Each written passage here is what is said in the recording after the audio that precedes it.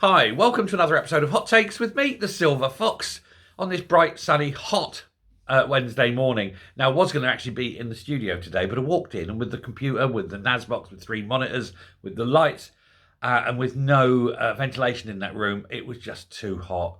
It was like a sauna. So I thought, you know what? The weather's due to break in a couple of days. I'll just carry on here until I can get back in the studio and not melt live in front of your face. Now, they've got a lot of stories today. We're going to have a David Tennant story. He's saying some awful things, gone down very much in my estimation. We've got a Rachel Reeves for Labour story. We've got a John Swinney story. And we're going to start, though, with billionaires. We're going to start with a couple of billionaire brothers who say that the SNP are rather inept and wasteful and really useless, for which we can all agree.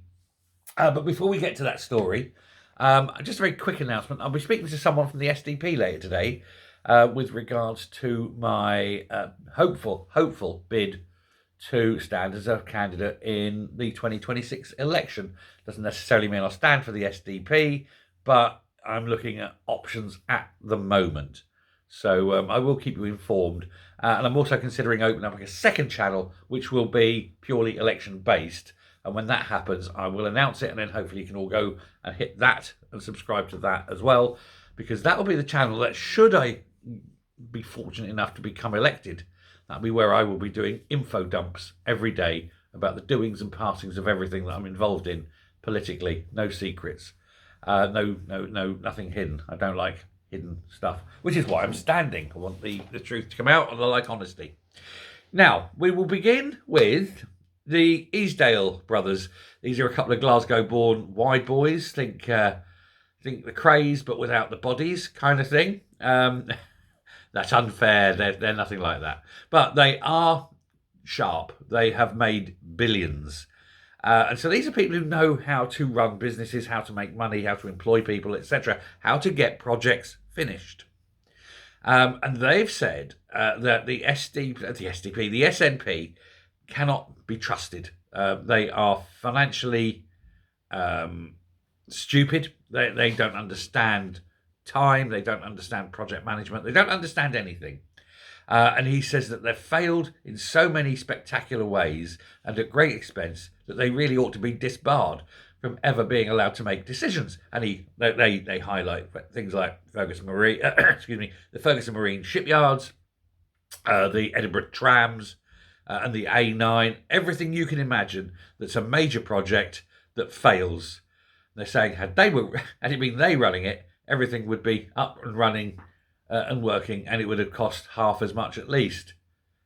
I think they're probably right. I've worked for like I say in the past, I've worked for major developer. You don't dick about and you don't waste money, and you get the job done. You make sure you get it done on time, because cash flow and things, it's important. But when you're in government, it's not, because it's not your money, and there are no fail metrics. And I think every project should have fail metrics. And if you hit a fail metric, then the person responsible should resign, or be fired, even better. It would certainly put the fear of God into them, wouldn't it? But hey-ho. But they have blasted the Easdale brothers. They've blasted the SNP, the Scottish government, for what they call massive financial ineptitude. Well, colour me surprised. Who'd have thought it? Who'd have thought the SNP didn't know, how to deal with things? And they're basically saying that the executive is filled with people who feel the need to not do their day job, but to constantly micromanage everything below them. They're now currently, one of the other things that they're blasting is this current attempt to bring all of the Scottish buses, which are owned by private companies, in under public ownership, and have a grandee in charge of buses everywhere in Scotland. Well, it will go from being a profitable organisation into being an absolute basket case, and it'll end up costing billions, and nobody will be responsible, and then it will fail, and then there'll be no buses anywhere in Scotland. We know this. I mean, the likes of, who's the big one? McGill's. McGill's are dead against it, of course, because, currently they're making money and offering a good service. Generally, at least the buses do run. Sure, you could do more for more remote places, in theory, but do you think it'd be any different if the SNP were running the entire bus service? You wouldn't get any buses in some of these remote places because they don't believe they even exist.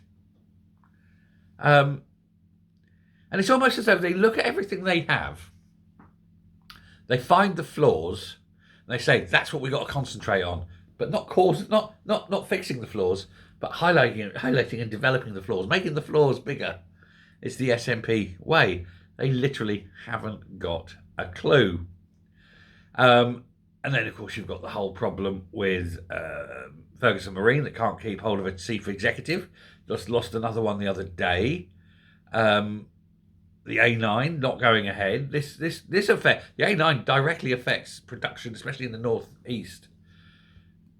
You know, it's almost, and they're saying it's almost as though it's deliberate. They're saying it's almost as though all these fails are planned failures, and that the SNP are actually trying to close down the country, make transport and travel difficult, put businesses out of business, increase unemployment, so that everyone then is beholden upon the state.